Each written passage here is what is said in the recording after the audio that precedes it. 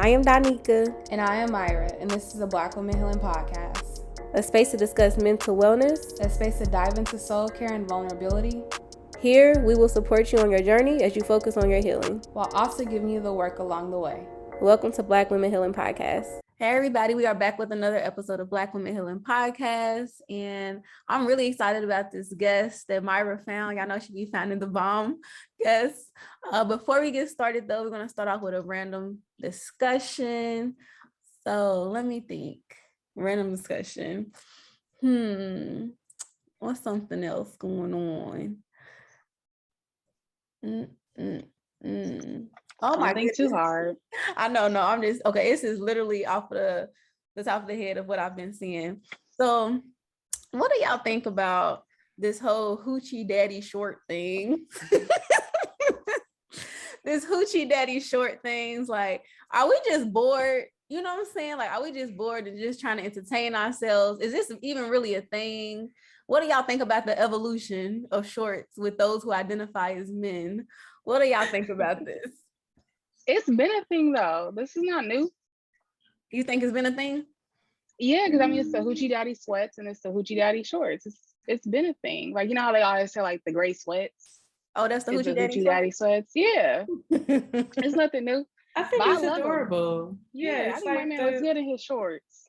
The guys, they're like spending more time and thought into how they wear, like what they wear. Yeah. And then I think they like catcalling. Like, I think they like that we checking them out. That's so funny. You probably right. That's interesting. Until we get a little aggressive, and then they're like, "Okay, I don't like this. Never mind." Because I was seeing some girls, they're a little crazy with it. Yeah, on TikTok, I'll be cracking up. I saw this one comment, and the girl was like, "God, if this is supposed to be my man, just say that and put him at my front door." And I was like, rolling. Because it'd be all the women like leaving like the comments where you say men usually doing that. And I think it's funny and entertaining. It's most definitely entertaining. It is most definitely entertaining. But it makes me think about like the evolution of clothing in general when it comes to those who identify as men and like the baggy jean era. My dad would have never. My dad would have been like, "Why are his kneecaps shown? Why are they so high?" Yes, monsters all out. Like, it's so. He would have been like, "What is that?" That is much. Yeah, but so it sounds like from us, y'all, we approve of the hoochie daddy shorts as a collective. It sounds like we do. Okay, so let's get into our guest bio. So Kayla is an artist whose work is a relationship between realism portraits and folk art style caricatures, who's based on and inspired by stories, themes, conversations, neighborhood icons, culture, words, and painted figures found in the heart of South Central. With a BFA in illustration, with a minor in social impact design from Art Center College of Design in Pasadena, and a MAED, a Master Education in Art from University of Phoenix, Kayla uses her art, adoration of Black and Brown culture, and 5+ years teaching experience in the classroom. Kayla is dedicated to do more in the community, for the community, bringing more art and positive imagery to our neighborhoods and creating more conversations about positive representation and joy. So, welcome, Kayla. Thank you. Happy to be here. Yes, and if you all haven't noticed, today we're going to be talking about art and healing. And so to get us started, can you tell us about your nonprofit Colored Art Studio and how this came into existence? Thank you. So Colored Art Studio, it was born in about, I think, June of 2020. So kind of like early pandemic, or like right when things started to get shut down. And we kind of saw, okay, we're gonna be home for a while. At the time I was wrapping up teaching at a middle school that I was working at, and most of the students that I was teaching and their siblings, they didn't have materials at home. They didn't have access to materials. They couldn't afford it. And I think the overall consensus is that everybody was just not happy, you know. And I know art is a healing tool for me, so art needed to be that thing that could have like created another space for a lot of these kids and families to just kind of like get away from, like, I don't know if you guys remember, like summer 2020, like it was depressing, like everyone was scared and terrified, you know. So I am a teacher, so the things that I do in my classroom are pretty original. So I just wanted to create fun projects for kids to be doing at home. They can still connect with other kids and stuff like that. So it started off of Zoom, and it was just fun. Hey, you want to sign your kids up? I will stay home every day, all day, and we'll just do art all day. Then it turned into getting donations for materials, and now I'm like building art kits and I'm mailing them across the country. And now I have 2 contracts at schools who don't have art programs. Big goal is that I get some money somewhere, and someone gets me a studio, and I could build like a little art school in the middle of like Watts. I think that'd be dope. Yes. Yeah. That's amazing. Long spiel. I know you'll sorry. make that happen. No, I know you'll make that happen. So that's Absolutely. dope. Thank you. You know, I wanted to ask you how you feel like art has played a role in your healing journey. Like, I know a lot about, you know, the things that you've been through, but of course our audience doesn't know, Danica doesn't know, but I've seen how your art has grown. You're not like the art that you had 10 years ago or 15 years. Wow, I've known you for a long time. Wow. Anyway, your art has really, really grown. And I even shared the website with Danica, and she was like, what the hell? Like, wow. Like, she was blown away. Right. And Thank you. I'm curious the role that art has played in your healing journey. So in college, I did go to an art school. I was one of like 11 Black students. So it was probably, I think I saw the statistics, it was about 1% Black at that school. And in every class, I felt like I was like conforming to like my classmates, or what like what my teachers needed when we had art projects and themes and prompts.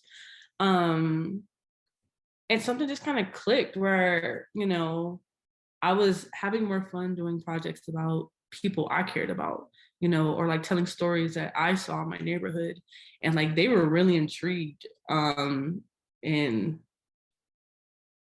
kind of an exploitative type of way, like, oh, what happens in the hood, you know?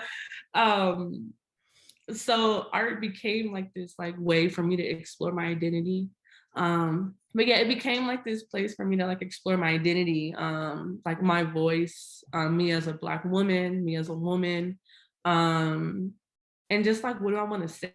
So it became this like tool for me to share my story. And then even more importantly, like Myra remembers, you know, in high school, like I kind of had like this mothering way about me. And I cared about everyone around me. I wanted to help them with their problems. I'm an empath, so I took on their problems, and art kind of became that tool to do that, you know? So pandemic, I learned how to do oil painting, and it was just a really beautiful way to capture beautiful, everyday, regular people. And like while I'm taking their photos and painting them, they're telling me about their life, their stresses, and everyone, like how they were feeling at that moment kind of goes through those pictures. It's kind of like this weird magic trick. It's kind of cool, but really empowering. And every single one, and the person was extremely emotional about like, you made me look so beautiful. Like, I don't even see myself like that, but you made me look like a completely different person. So it became my superpower kind of. So yeah. Yeah. I'm curious. So like, you know, life has its ups and its downs. And it makes me wonder how you even stay motivated to create, like, we know when life is having down moments. Because of course, when you're up, it's like, yeah, I want to do this. But when it's down, it makes me wonder, like, how do you even stay motivated? The biggest thing for me, and I'm not gonna lie, so I'm on my year anniversary of quitting my 9 to 5, which was like major, because like as much as I'm like, I think it finally clicked to me that I've been doing art, but I have not fully both feet jumped into like doing art as a career, because it's really scary. Like, we don't know too many people who are successful in art and are humble, still around, you know, we don't really get to see their progress or their journey. So I had no idea of like, can I buy a house still? Like, what do you do as a freelance artist? Like, what kind of career is that, you know? But I went for it. It was super, super like, I'm Christian, so it was super trusting, like, okay, God, we're gonna jump off this cliff. You got me, right? Like, if this is it, we're gonna go. Like, help me where I'm jumping, you know? That is honestly the thing that kept me motivated, is bringing it back to like faith, like everything's gonna work out. And then if it doesn't work out, that means that wasn't for me, like, and I'll do something else, you know? But just having faith, like in the end, it's always going to be okay. It alleviates that pressure off for yourself of like, you have to fix everything. You have to be perfect now. You have to figure it all out now. The timeline of like, you need to get it now. It just releases that pressure. So now art makes my money. Grace of God, I've been able to maintain my lifestyle as if I had a 9-to-5. Thank God. Whew.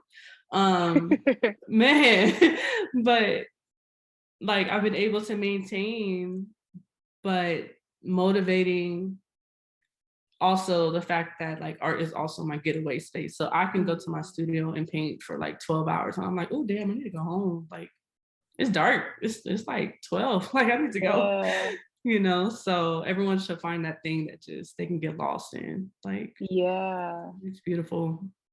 I love that. So then it makes me wonder too, you know, you have this community involvement. So why is that important for you, and how do you even stay consistent with that too, on top of, you know, how you fully giving yourself to your craft? And I'm just curious how you maintain that. So, okay, so this one mentor, she told me not to say it's hard. It's not hard, it's challenging. Very challenging though. Because you do have artists who like, they kind of like lock themselves up into their studio, and you don't hear and see from them for hours or days or months, and then they have works of art, they make money, and then they go back, you know, like a bat in a cave.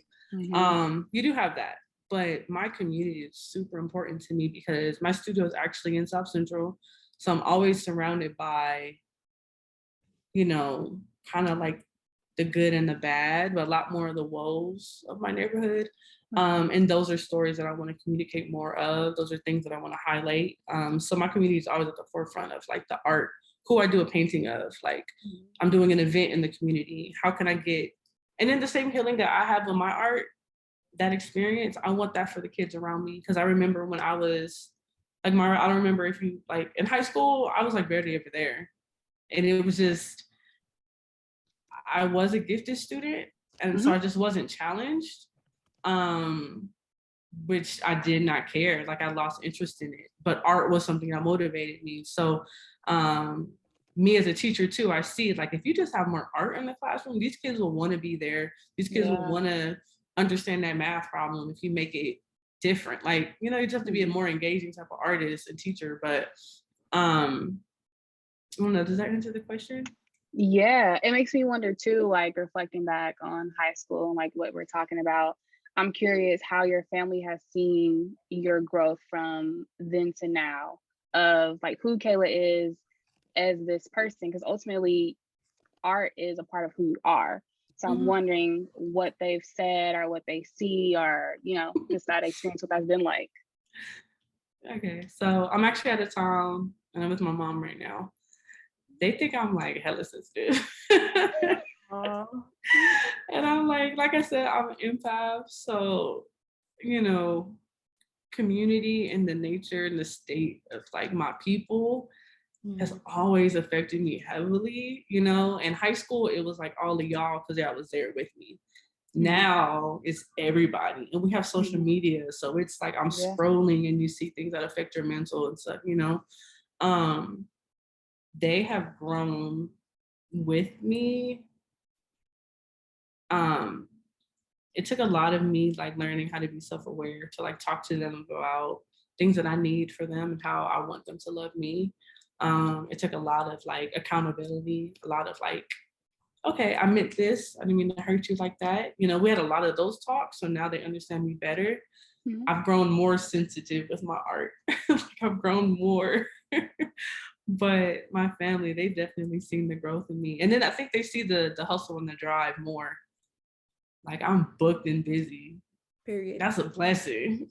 Mhm. Period. That's a blessing. But they see like, no, I'm out here and I'm on it. And I'm not like a bat in a cave, gonna get Kayla rich. I want to bring everybody around with me, you know. So I hope it like impacts and it inspires. Like I have a little sister. I hope it inspires her. Because it's kind of different. Like the world is very selfish, you know. Like the world is very like do for self. Yeah. And I don't think as a Black community we should be like that. We all need to be like, you know, loving on each other and stuff. So I try to embody that as much as I can. Yeah, I'm sure your family's really proud of you. Hope so. I know they get tired of me. Like, I love you so much. I was crying last night. Like, I love you. My mom was like, can you stop? You're embarrassing It's a me. very Kayla moment, yeah. I'm sorry. I just love. So, I mean, and speaking of that, sometimes, you know, it can feel draining and overwhelmed. You know, you're putting out all of this energy. So Right. on those days when you just don't feel like engaging in art or just showing up for people, what has been helpful for coping tools for you? So I often wonder, there's so many labels in the world, but I often do wonder if I'm like an omnivert, where I think I'm more the introvert and what's the other one? Extrovert? Extrovert. I'm more an extrovert though. So I want to be around these people as much as I can. I'm the one that talks to people walking on the street and building conversations with strangers and stuff. But I do have moments where my cup is completely depleted and I do have to like, okay, I can't talk to anybody for like 2 days. Those days I try to be heavy in the word. Because honestly, if there are any Christians that's gonna be listening, I'm just saying those scriptures, they're there to build you up and kind of like keep you anchored, you know, and all type of storms and stuff that come, all type of mental people be in all type of bad spaces, and they bring that to you. So when you are kind of grounded spiritually, like it helps you, like everything's gonna be okay though, you know, like I'm gonna figure this out. It's a little tough, I can't see it, but I'm gonna get through it. So I do that. I try to stay in my word. I'm trying to get back into my yoga, but yoga was amazing. Yoga makes me cry every time. Because it just all the emotions come out. And then I take myself on little dates. I recommend that to everybody. I'm married, I got a husband, but I love when I don't have to be with him. I'm like, I'm gonna go give me a real good salad, maybe some steak and a sangria, and I'm gonna sit and read. I love that. And even if it's like an hour, I'm not blessed enough to have a baby yet. So I get to still kind of figure out ways to handle those moments. So I know when that season comes for me to be a mom, that's going to be something else that I have to figure out. Like, okay, how do you do your me time when you give everything to the world? How do you give your you time? So I'm gonna hit up this one and ask her, how do you do it? Because I don't know yet. Right? Yes. But yeah, you have to. You need your you time. You need your like, let me love on me. And it doesn't have to be expensive. It doesn't have to be like, I love Glen Ivy though, but it don't have to be Glen Ivy $300 massages, but just a second away to sit and just, you know, highly recommend. Yep. Yes, I love that. So what is a quote that resonates with you and where you currently are in life? So getting married, as well as quitting. The early parts of that, and then now I am like a control freak. And I think it's tied to like trauma, where it's very much like, I need to be in control of these little things here because these things make me happy, and I need to make sure I see how they turn out, and I do everything to make sure they turn out good. It was giving me so much stress and anxiety about it. So right now I'm in this season of like being humble first, staying humble. Don't get too big headed because you can get knocked off real quick. And trusting that you be all right, you know, being okay with where you go and stuff. And again, staying anchored. So my quote is scripture, but it's Jeremiah 29:11. But basically it's like, I'll read it to you. For I know the plans I have for you, declares the Lord, plans to prosper you, plans to prosper you and not to harm you, plans to give you hope in the future. So it's not so much, oh, he's gonna give me a mansion, I'm gonna get rich, you know, all my plans are gonna be solved. It's gonna be easy breezy life, but just so more like I'm not carrying the weight of the world by myself. I'm definitely going to fall. I'm definitely going to hit my head. I'm gonna offend some people. It is inevitable. I'm not always gonna get it right. But giving yourself grace of like, it's okay though. I'm gonna try again. I'm gonna get it better tomorrow. You know, that's major. And I have this piece about me where I'm like, okay, that sucks, but you know, what could I do differently? Okay, we're gonna do better. Just keep it pushing. Because yeah, we're in this world where it's not just selfish, but you have to be perfect, and that's so hard for Black women. You know, you have to be perfect the first time you do it. You ain't never been here before. Today, you've never had ever in your life at this age. Like, Right. be easy on yourself and give yourself some grace. Like I'll do better tomorrow. Okay, I learned a little something, you know? So that's where I'm at right now. And I highly recommend that. I know this is a healing podcast. I recommend that to these women and men, whoever's listening. Be easy on yourself. Like, you're exactly where you need to be right now. Yeah. Trust You've it. grown a lot. Wow, Kayla. Thank you. I'm all zen, huh? You're not the same person. Who is this? Bro, I was stressing myself out and everybody else around Yeah. me. Like, no, it's okay. And then give everyone else around you grace because they all trying too, you know? So benefit of the doubt, like, you know what, they're probably having a bad day. I love you anyway. It's okay. I like that. So as we wrap up, we always ask our guests if they have any takeaways. And it could literally be anything, a quote, something you want to share, whatever. Any takeaways you have. From our talk in life. From our talk in life. General, life, Anything, whatever comes to mind. anything at all. Yeah. I don't know. You do know. I'm sure you have something.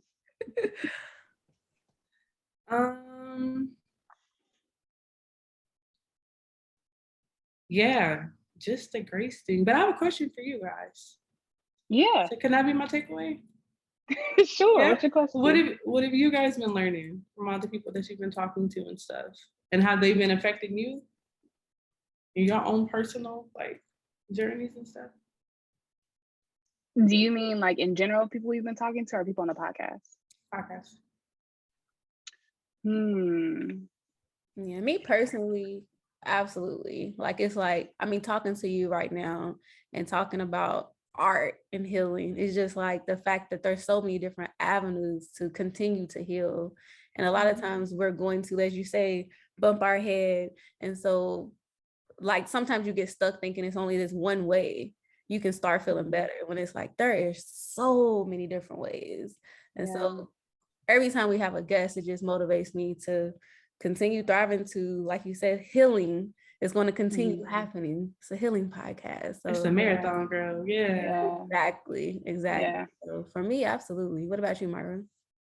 I completely agree. I think there's been a theme among our last few guests for me of just having awareness of my internal thoughts, my internal just thought process, like unconscious thoughts and conscious thoughts and what I'm doing with them and how that is manifesting in my life and how I'm navigating life with those thoughts. So I think that's been a sort of a theme for me. And it's even been a theme with clients that I've been talking to and just other people I've come across, which is just a reminder for me of what am I doing with those thoughts and how do I check in with myself.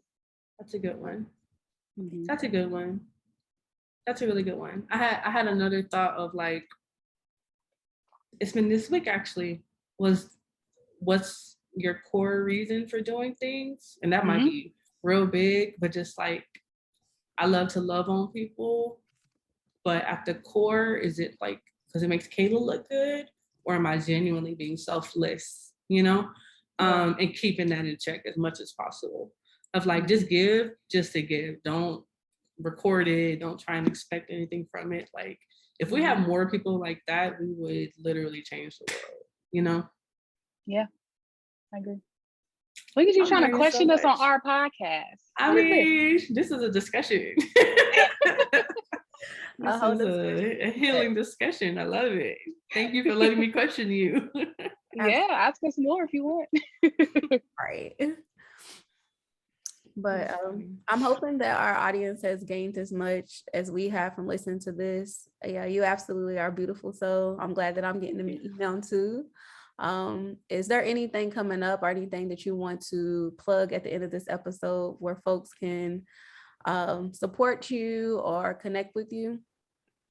I don't know. I just really want to be like networking and connecting, not even networking. I just want to connect with just beautiful people. So if you ever want to do a studio visit and come hang out with me in my studio and I'm doing art, you can come hang out with me. Just send me a message on Instagram. My nonprofit, I'm doing classes all throughout the week, all summer. So if you have some babies, some kids, I love kids, please come hang out with me. So that Instagram is Colored Art Studio. And yeah, I mean, I have like 2 art shows at the end of June. Yeah, stop being humble. I was waiting on you talking real slow about, oh, not really. No. Did I tell you my season is humble? Stop it. Yeah, I see. Yeah. Okay, so I'm in a residency program and they're putting together an art show for us. So I have a ton of artwork that like I need people to come by. Who is your program with, Kayla? This residency program? Who's it with? So they're with they're called Crafting the Future. Okay.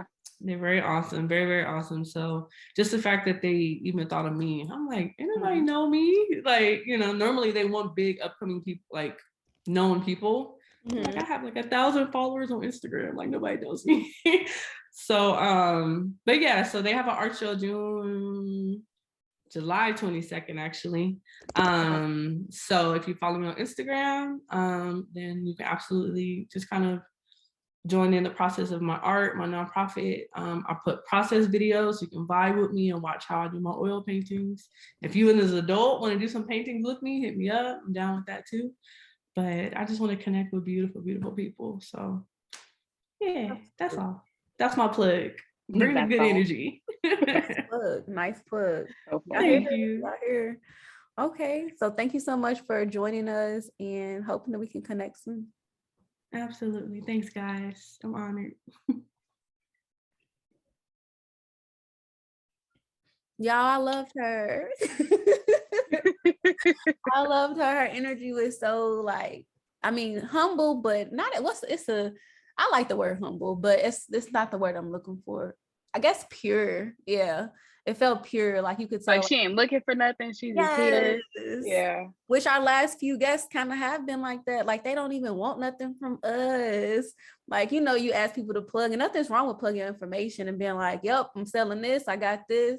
But these last few guests been like, I mean, if you reach out, you want to connect, let's link up, like not wanting nothing from And the crazy thing is they the shit. So they probably don't even need us to plug them, to be quite honest.